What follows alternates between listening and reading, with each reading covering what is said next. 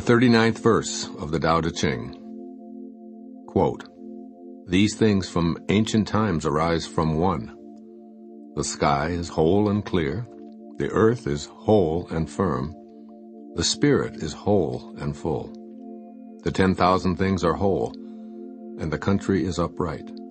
All these are in virtue of wholeness."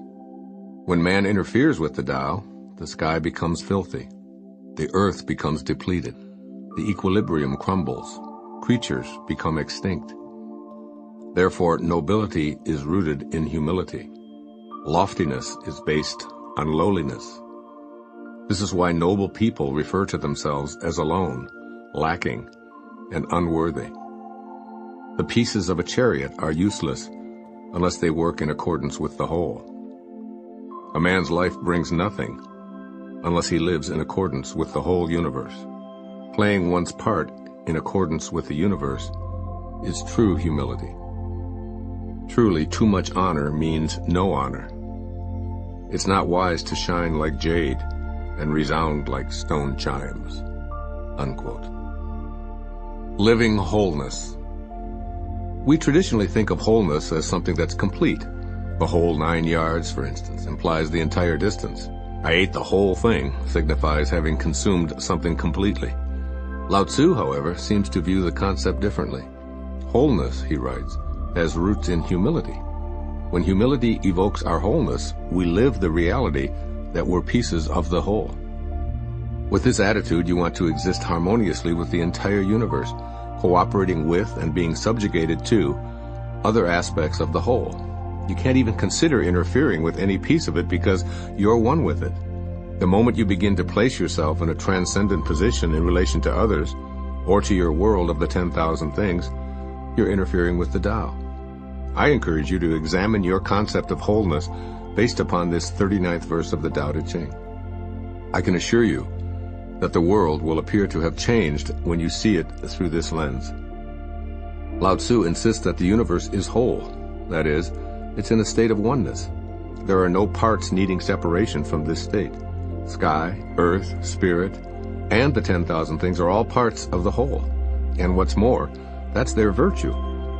Now, while the sky and the trees may truly be in a unified state, your ego insists that you're separate, distinct, and generally superior. But if you can modify your ego's viewpoint, your life will change. When you're cooperative and looking for signs of oneness, you'll begin to see and feel the interconnectedness of everything.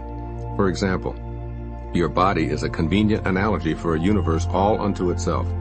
While it is one entity, it certainly has trillions of individual, although interconnected cells. Just one cell with an arrogant relationship to the whole makes all the cells suffer and ultimately become extinct, much like the individual who interferes with the Tao by polluting the sky, depleting the earth, and disrupting the equilibrium of the whole. A cancer cell that refuses to cooperate with the cells adjacent to it will ultimately gobble them up, and if left unchecked, it will destroy the whole. Why?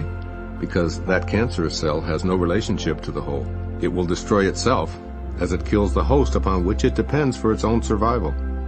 And you will destroy yourself if you participate in destroying the Tao upon which you are dependent for your survival.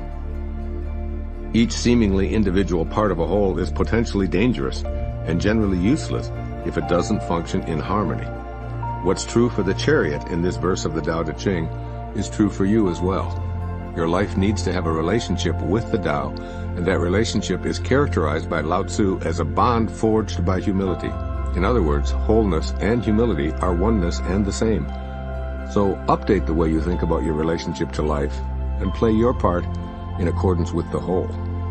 Here's what Lao Tzu seems to be instructing as I read and interpret this verse of the ancient Tao Te Ching.